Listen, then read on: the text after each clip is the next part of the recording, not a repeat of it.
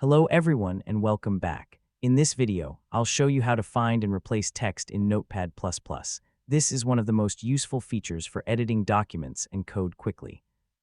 First, open Notepad++ and open the file you want to edit. In this example, I have the word hello repeated several times in the document. Now click on the search menu at the top of the screen and select Replace.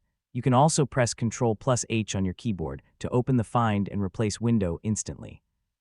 In the Find What box, type the word you want to search for. I'll type hello. Next, click inside the Replace With box and type the new word such as hi. Click Find Next. Notepad++ will highlight the first matching word in the document. To replace only the highlighted word, click Replace. The selected word will immediately change from hello to hi. Click Find Next again to move to the next matching word. You can continue replacing each result one by one. If you want to replace every occurrence of the word in the entire document, simply click Replace All. Notepad++ will automatically replace all matching words at once.